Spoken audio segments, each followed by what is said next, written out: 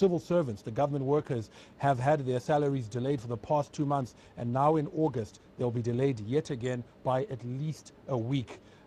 Clearly people aren't happy. There's a lot of anxiety, and the civil servants are up in arms, and there are more details in this story up next. For the third month in a row, security, teaching and medical personnel will get their pay late. The delay confirms a deepening economic crisis, which has already seen many companies in the private sector fall months behind in paying salaries. When it happens to government, become very jittery, because that's what drives the country, that's what drives peace. So we are very, very worried about this situation. There's growing discontent.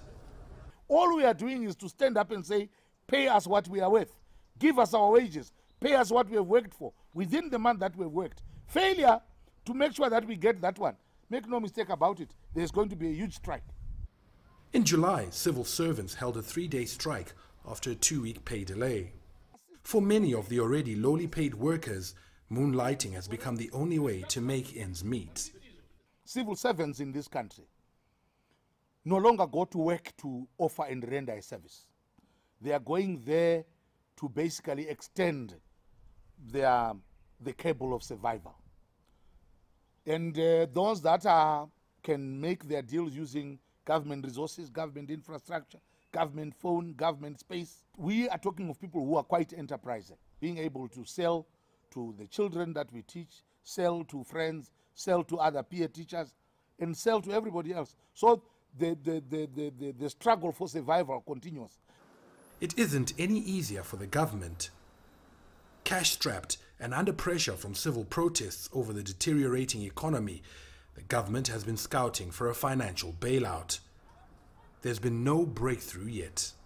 No partner, no donor is going to fund recurrent expenditure. At least 80% of government income is on recurrent expenditure, the bulk of which are wages. Government is pursuing a two-pronged approach to manage the situation. Number one, reduce its costs on labor by rationalizing the civil service.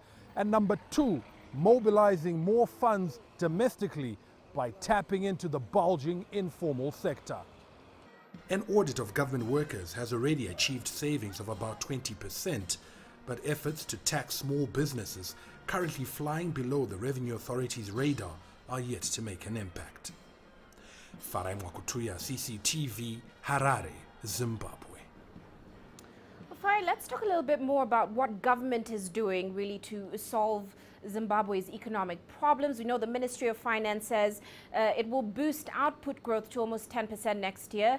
It'll also improve access to banking services, and of course is targeting an average annual growth rate of about 6.6% between now and 2018.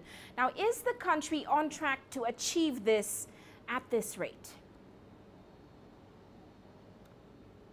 Well, Uche, many people here are, still fighting it hard to understand where those figures the finance minister is talking about will come from.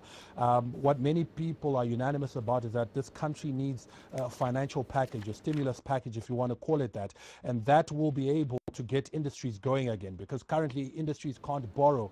They're using old and obsolete equipment. They can't compete against exports coming into the country. And so if the industries get going again, jobs will be created, and that will have a downstream effect on the economy. As it stands, that money isn't coming through. The finance minister is trying to reach out to the IMF and World Bank, but those processes may take time and also come with conditions, stringent conditions, which this government may not be able to meet. What we can do is perhaps take him on face value and hope that he has the best interest and best intentions, and obviously wants to make this happen, but the reality of it happening is a bit difficult for many people here to understand and see. Well, many thanks, Farai, for those insights. Of course, Farai Mwakutuya, he's joining us in Harare, Zimbabwe.